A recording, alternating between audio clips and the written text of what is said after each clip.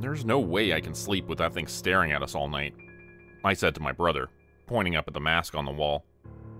Can't you take it down? Oh, I tried. It's like it's super glued up there.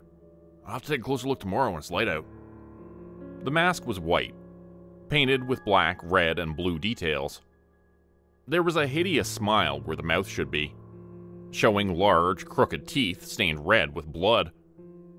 The lines on it looked like war paint, and it reminded me of something someone would wear into battle. But the creepiest part about it was the hair that was attached to the top. That looked like it was actually growing out of the top of the mask. It looked human. Long, wispy strands of dark hair that billowed and moved in the slightest breeze. My uncle had always refused to tell us any details about the mask. He would get upset when we asked about it, which I always thought was strange because he was the one who had chosen to display it. Well, it creeps me out. Isn't there anywhere else to sleep? What about the family room or the bedroom?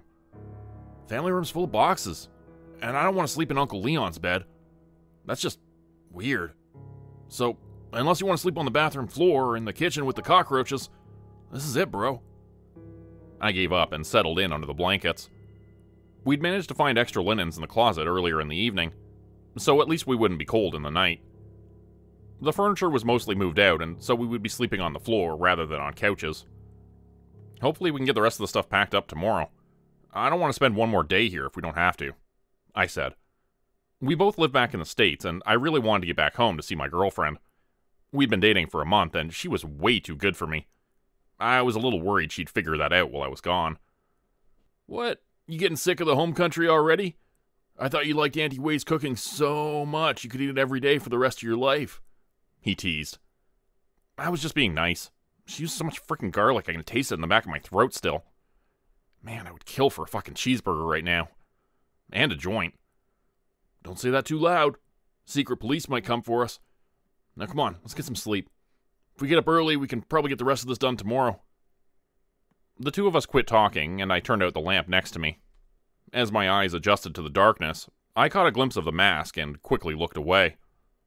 Still, my eyes were drawn back to it again. As I found myself staring at the mask on the wall, I realized it was staring right back at me in the blackness of the living room.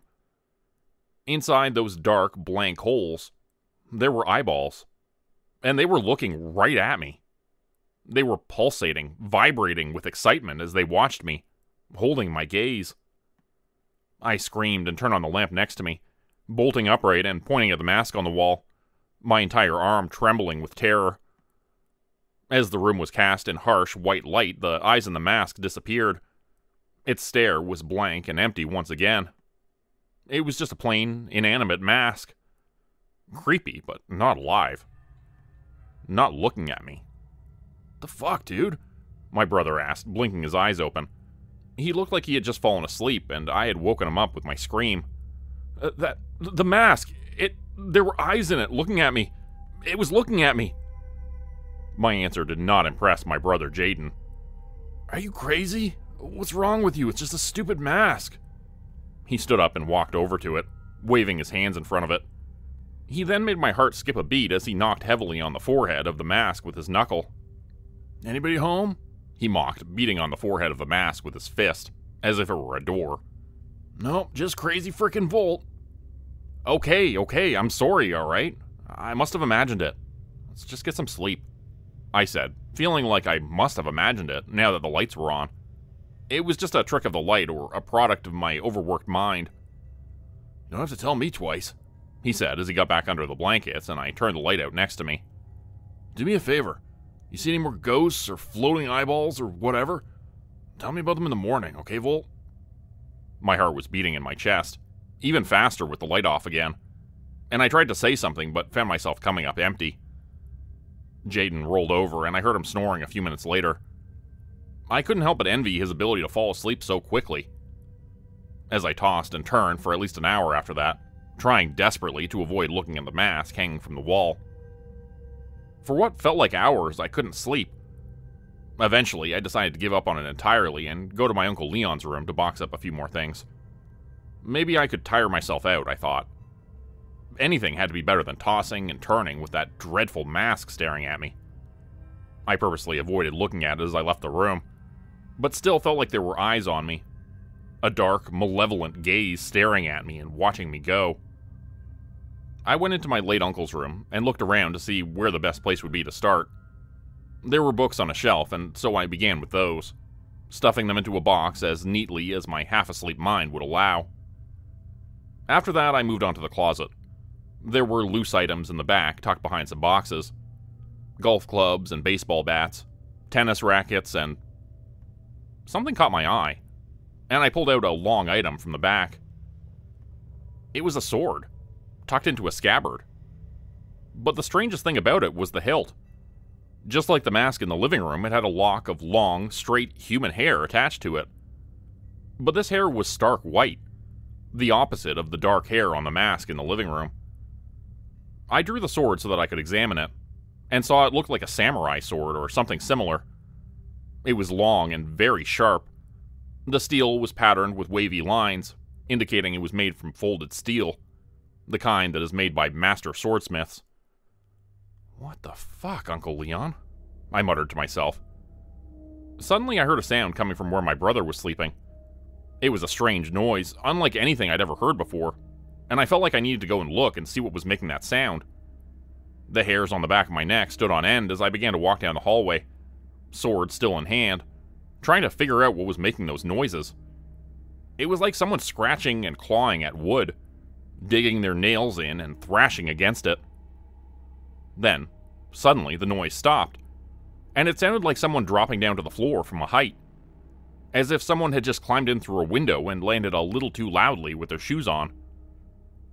I entered the living room and saw Jaden was still passed out on the floor, so it couldn't have been him making the noise.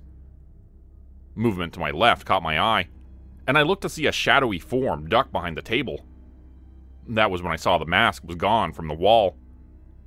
The light switch was on the right side of the room, and I would have to walk at least 10 steps to get to it, moving away from the table and away from my sleeping brother who was exposed and vulnerable. But it felt important at that moment to have the light on, to see what I was dealing with. If it was a burglar, that would be one thing, but there were no broken windows or signs of a break-in, and something told me that whatever was hiding behind the table was not a criminal. Something told me it was not even human. It was the thing that had been looking at me from behind the mask. Somehow, I knew that to be true. I imagined it pulling itself free from the wall like a mutated baby emerging from the birth canal, twisting and clawing at the wood, making those noises I'd heard from the other room. Without my Uncle Leon here to keep it locked away, that creature was making its way into our world. Gripping the sword's hilt tighter in my hands, I ducked down to see underneath the table. But there was nothing. Only shadows. I didn't dare try to speak or scream, trying to wake Jaden up. Instead, I ran over to the light switch to flip it on, hoping the bright light would startle him from his sleep, and it would show me what was hiding behind the table. I turned it on and the room was cast in ultra-bright white light. Jaden bolted upright and covered his face with his hands, yelling obscenities at me. I tried not to take it too personally. "The fuck are you doing, man? What's your problem?" "The mask," I yelled. "It's gone. There's something behind the..." My words were cut short as I looked to see the mask, still hanging on the wall, just as it had been before. But I was sure it had been gone, and I had heard something and seen something hiding behind the table. I was positive. I ran over to check behind the table, still holding the antique sword in my hands, drawn from its scabbard. "Dude, what the fuck? Where'd you get that thing?" Jaden was yelling, blinking his eyes repeatedly against the light. But I ignored him, searching behind the table and looking for some sign of an intruder. At this point, I was almost hoping to find one just to prove I wasn't insane. But of course, there was nothing. And there was nowhere for any intruder to hide if one had been behind the table. I eyed the mask again, distrustfully. I was sure there was something malicious about it. Something evil. It was gone. There was something in the room. I swear I saw it, Jaden. You have to believe me. But my brother looked unconvinced. He was a skeptic and didn't believe in ghosts or anything supernatural. I had always been mostly the same, and now I was second-guessing myself, looking at his calm, rational face. "Mask is still on the wall, same as before. Now can you please stop with this bullshit and get some sleep?" Go pack some boxes if you can't get any shut-eye. I was already doing that. That's where I found the sword. In Uncle Leon's closet. But then I heard something out here and came to check on you. And then I saw something behind the table. I thought maybe it was a burglar. You're just jumpy because we're in a different country. In a weird house. Everything's different here. You gotta try to relax, Bolt. There's no burglar. There's no ghost. We're safe, alright? Go put that away before you hurt yourself with it. Looks sharp. I sighed and did as he asked, feeling uneasy still and wishing we could just leave the lights on all night. Or better yet, go home and never come back here. I had never liked Uncle Leon's house. It was like it had a bad aura, and that feeling was even worse now that he was gone. Of course, the lights clicked out a moment after I left the room, and I wandered in darkness back to Uncle Leon's bedroom, trying not to impale myself with the sword along the way. The scabbard was laying on the bed, and I tucked the sword back into it, keeping it close in case I needed it. The idea of that was feeling less and less absurd by the moment. Jaden's heavy snoring could be heard a moment later, and I tried not to think about those noises that had come before. Those sounds of scratching wood and gouging drywall with long talons. Was it just raccoons on the roof? Or squirrels? That seemed plausible, but something told me it wasn't accurate, as much as I wished it was. I looked through the closet and pulled out a few more miscellaneous items. Some boring, some interesting. Each one I took a moment to examine, before sorting it into one of three piles. Keep, giveaway, or garbage. The keep pile would be for the family to discuss, while the giveaways would go to charity donation bins. One thing caught my eye, and I pulled it out and dusted it off to look at it more closely. It was a woodcut print, showing a man holding a sword, much like the one I'd found in my uncle's closet. At first, I didn't notice the shadowy figure behind him, but then I saw the mask, and my heart began to beat like a drum in my chest again. There were more of the prints, and I pulled them out one by one, seeing that they revealed a story told in pictures. A warrior was standing in the forest, holding the sword in his hands. Something came up from behind him and attacked. An epic battle ensued, spanning over multiple landscapes and what appeared to be many generations of warriors, all from the same family line, sharing the same distinctive facial features. Features that I recognized from my own family photos. Each woodcut print was a little newer than the last, and was done in a slightly different style, as if these had been made by many different people, spanning over hundreds of years, maybe longer. They were stacked up with the oldest on top and the newest on the bottom, as if telling a multi-generational story of a warrior family. My family. Uncle Leon never had children, I realized. He would have been the last in a long line of guardians. The word came to me unbidden, but it felt right. At the bottom of the pile were two more recent prints, looking as if they were only a few decades old. They showed a warrior cutting off the head of the masked monster from the forest, and mounting its face on a wall. The picture looked a lot like my Uncle Leon, and the face on the wall looked exactly like the mask I was so afraid of. Fuck.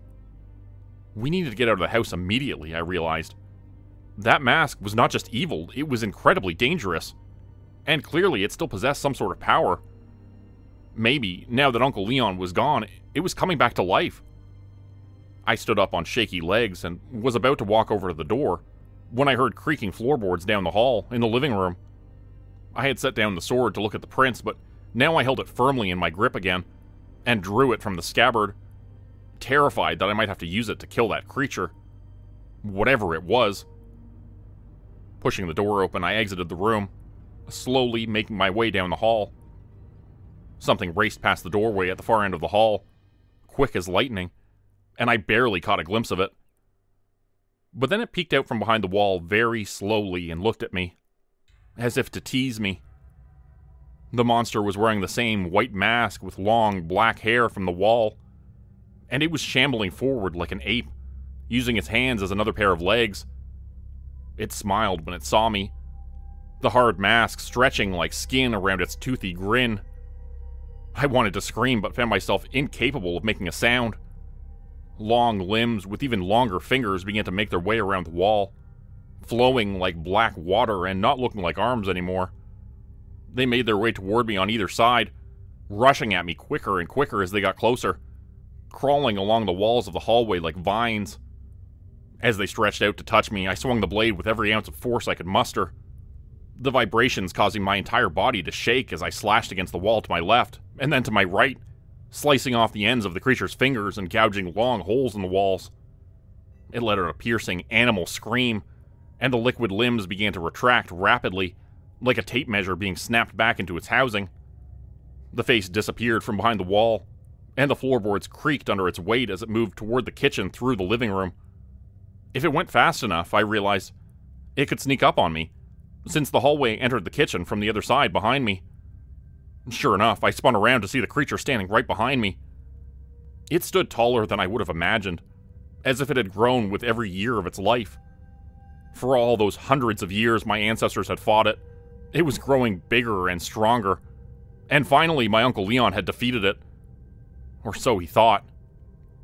A blade of darkness was suddenly swinging at my head, and I found myself rolling backwards to get out of the way, using an acrobatic maneuver I hadn't thought myself capable of. As soon as I was up, the creature was attacking again. Its hideous smile was always present, and I realized that it was not a mask. It had never been a mask. All along, it was the face of that horrible creature. Uncle Leon had mounted its head on the wall like a trophy, but apparently this thing had the ability to regenerate. The creature's body was made of liquid darkness, and its limbs transformed into whatever it wanted, using itself as a weapon. At times, its arms were long tentacles, slapping and whipping through the air trying to entangle me. At other times, they were blades or long spears, thrusting at me and carving the empty space I had just occupied. Somehow, I avoided every strike, leaping off the walls like Jackie Chan and parrying the creature's attacks like a ninja. I realized it had to be the sword letting me do all this. How else could I be making so many acrobatic maneuvers, and how else could I be using the blade with such expert ease? Backing into the living room, I nearly stumbled over Jaden's sleeping form, but managed to right myself at the last second. Somehow he was still snoring and passed out through all of this. As I stepped over him, I realized I was leaving him in the monster's path, and that would mean his certain death. Sure enough, the creature was now leaning over, looking ready to devour him, its mouth widening further and further. Without hesitation, I leapt forward and swung the blade as hard as I could at an angle, trying to lop off the creature's head. It reared up as if expecting this and opened its maw, smiling wider than I would have thought possible. It had been anticipating my weakness, that my love for my brother would cause me to make an error.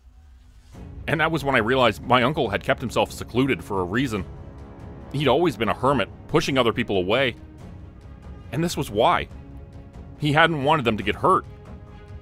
The creature's long fingers were around me in a second, stretching like vines around my midsection and wrapping me up.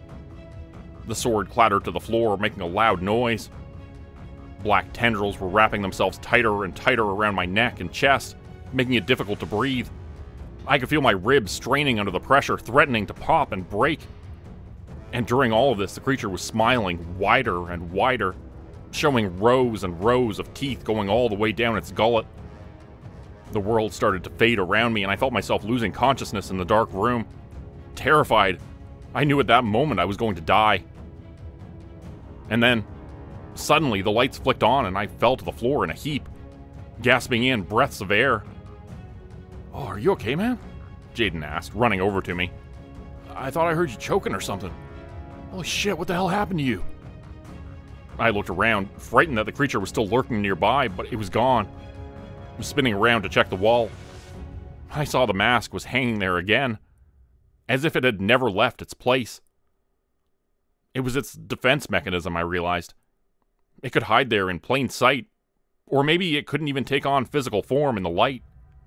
It needed darkness to manifest itself. "We can't stay here," I said to my brother, darting my gaze around the room and checking every hiding place. "There's something evil in this house." That seemed like the best way to explain it, I thought. "You have to trust me, okay? Can we go stay at Aunt Way's house? I don't want to be here while it's dark out." "I guess. he said reluctantly. She's always up late. I'll give her a call. Well, he went to the other room. I picked up the sword and looked at the mask on the wall. Suddenly, I had a good idea on how to get it down. I went over to it and swung the blade down hard on the thin, empty space behind the mask. The blade met resistance, but it was sharp enough and powerful enough to do the work. The mask clattered to the ground, lifeless and inanimate, looking just like a simple, white-painted object once again. The doorbell rang suddenly, and I wondered who it could be at this hour. I went over to the front entrance and looked through the glass to see two men in suits who looked American. For some reason, I trusted them enough based on appearance alone to open the wooden door and talk to them through the screen. I had a feeling that they knew something about what had just happened. I don't know why I felt that way, I just did. "Hello?" I said. "Can I help you?" "We're looking for Leon Knott, or his closest surviving relative. We have reason to believe that..." He stopped speaking and saw the sword in my hand. I had actually forgotten I was holding it. "Oh, sorry," I said. "I was sorting through family heirlooms. It's not what it looks like."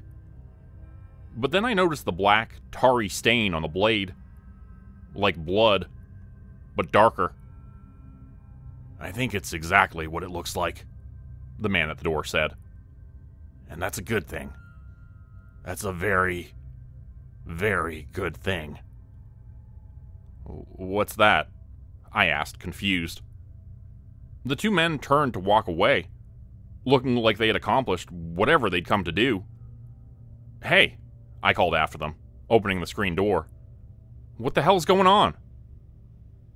A gentle rain began to patter down as they walked down the driveway to their car. But one of them stopped for a second to look back at me. And he called something out to me that I will remember forever. "You have a very important job now, Mr. Knott. You have accepted a responsibility that even we are not able to fulfill. Good luck. You will certainly need it." He paused as if remembering something, and asked me one more question. "You have a girlfriend, right? Does she want children, Mr. Knott?" "Yes," I called back. "She talks about it all the time." "Good. You should have children, Mr. Knott. At least one should suffice. To keep the bloodline intact." With that, he got into the car, and the two men drove away in a hurry, as if they couldn't get away fast enough. I went back inside and picked up the mask, examining it in my hands. There was no black, tarry blood dripping from it, but it still remained on the blade, and I went into the bathroom to clean it off in the sink. It seemed important to keep the blade clean now, to keep it ready.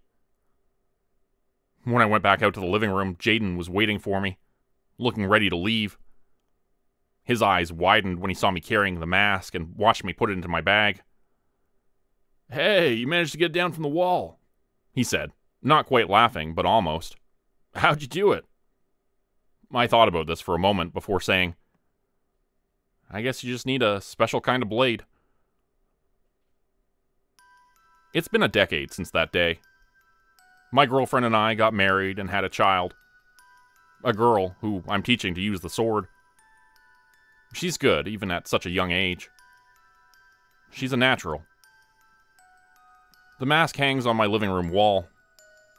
Not for display purposes or to show it off like a trophy, but so I can keep a close eye on it and watch for any changes.